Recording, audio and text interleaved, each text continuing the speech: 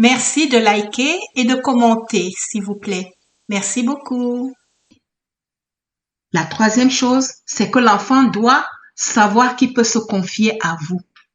C'est quoi la confidence? Ce sont les choses dont l'enfant a honte, les choses qu'il cache, les choses qui le dépassent, les choses qu'il ne comprend pas, les choses où il se trouve en difficulté. Il faut que, quand il est devant ce genre de situation, il faut que l'enfant, dans son subconscient, sache qu'il peut se fier, qu'il peut se confier à son parent, à maman, à papa. Voilà. Donc maintenant, je vous prends un exemple tout bête. C'est quand la petite fille a maintenant ses premières règles. Elle a ses premières règles, ça lui fait peur. Elle se dit, ah, maman va penser que je suis dépucelée. Ah, qu'est-ce qui se passe? C'est quoi ça? Ah, elle sait pas ce qui se passe. Déjà parce qu'on ne lui en a pas parlé avant. Ce qu'on lui a dit à l'école, elle ne savait pas que c'est vraiment comme ça, que c'est quelque chose qui est comme ça. Mais voilà qu'elle est devant la réalité. Donc, il faut que l'enfant puisse courir vers vous et dire, maman, j'ai telle chose, je ne sais pas ce qui se passe. Et voilà comment vous allez prendre la parole, lui réexpliquer, parce que vous avez déjà quand même apprêté le terrain, peut-être quand elle avait 10 ans, parce que ça peut venir à partir de 10 ans, ça peut venir n'importe quand. Donc, vous apprêtez un peu le terrain, et maintenant, quand ces règles sont là, elle court vers vous, vous le dire, maintenant, vous lui parlez. Voilà, vous lui expliquez maintenant les choses. Qu'est-ce que c'est que ce liquide rouge? Comment ça vient? D'où ça vient? Quelles sont les conséquences? Ça doit venir tous les mois. Quelles sont les conséquences si ça ne vient pas? Qu'est-ce qui peut emmener que ces règles-là ne viennent pas? Tout ça, vous lui étalez tout ça. Comment éviter que les règles ne viennent pas?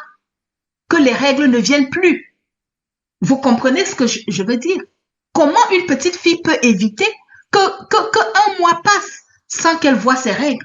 Que ces règles ne viennent plus pendant 9 mois? Comment? Tout ça, c'est votre rôle de parent.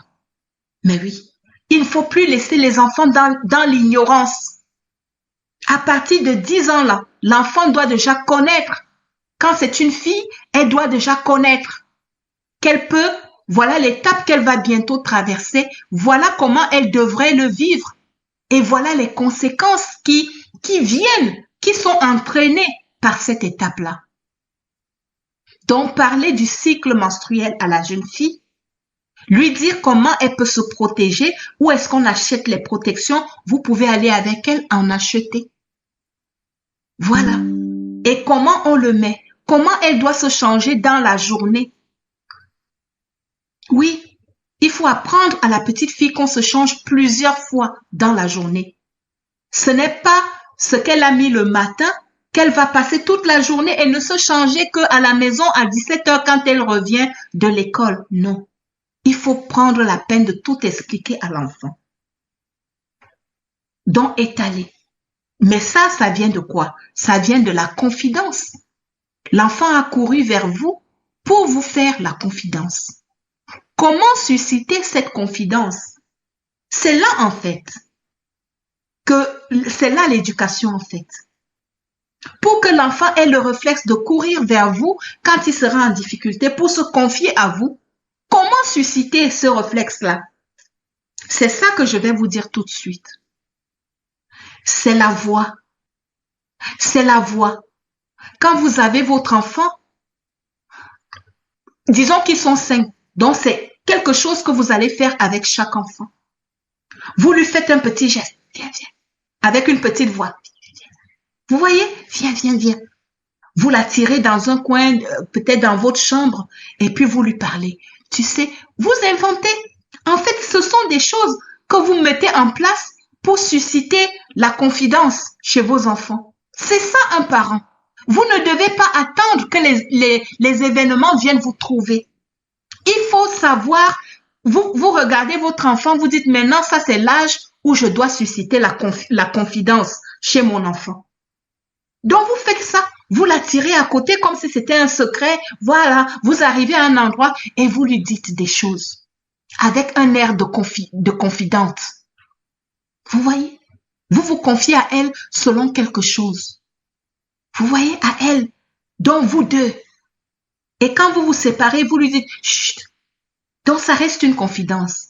L'enfant maintenant sait qu'il peut se confier. Il y a des choses, il y a des secrets entre vous et lui. C'est ça la confiance.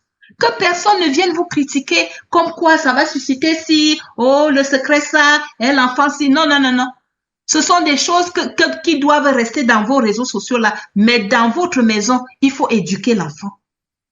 Il faut prendre en charge l'éducation de l'enfant. Et ça passe par ces choses-là. C'est comme ça. Parce que comment l'enfant saura qu'il peut se confier à vous si jamais vous-même vous ne lui avez pas montré. Si vous ne lui avez pas montré comment ça se passe. Hein? Donc, il faut montrer à l'enfant.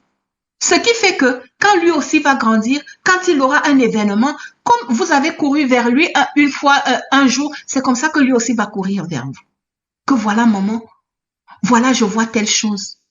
Voilà, je vois telle chose. Vous êtes maman et vous êtes famille monoparentale et vous avez des fils. Qui va venir éduquer vos fils si ce n'est vous-même? C'est vous. Je ne sais pas si le papa est prêt, est là ou il n'est pas là, ou il a disparu. Je ne sais pas où est le papa, le géniteur de cet enfant. Mais ce qui est sûr, c'est que c'est vous qui êtes là devant avec l'enfant. Donc, qui va venir éduquer ce garçon-là si ce n'est vous-même? Vous devez avoir le courage. Vous devez prendre la force de venir parler des choses osées. Vous voyez? Mais avant de parler, présentez-vous. Présentez-vous. Dites à cet enfant garçon que je suis ta maman. Si moi je ne te fais pas, qui va te faire? Je suis ta maman. Je peux tout te dire. On va parler toi et moi. Tu sais, c'est normal d'être debout. Oui, c'est normal que le matin, que tu sois comme ça là. Ne te gêne pas, c'est comme ça. Quand c'est comme ça, lève-toi, va faire pipi. Va faire pipi. Tu vois? Donc, calme-toi, c'est comme ça chez le garçon. Tous les garçons sont comme ça, mon fils, ne t'inquiète pas. C'est normal que tu sois dans cet état-là, à cette heure-ci de la journée, à cette heure-ci du matin. Quand c'est comme ça, lève-toi, va faire pipi. Vous voyez comment l'enfant n'aura pas honte de son état.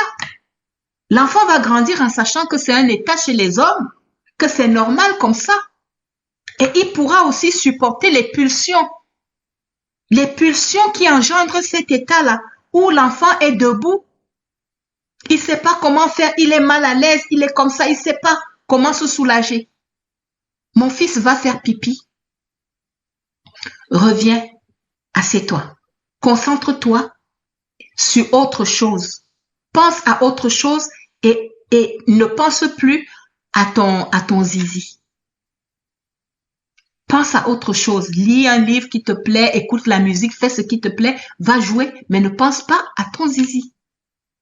Ça permet que l'enfant va se former à contrôler ses pulsions. Vous voyez? L'enfant va se contrôler, va se former à contrôler ses pulsions. En grandissant, il va développer une force pour contrôler ses pulsions. Vous voyez? Dans l'éducation, c'est ça le rôle d'un parent. Oui.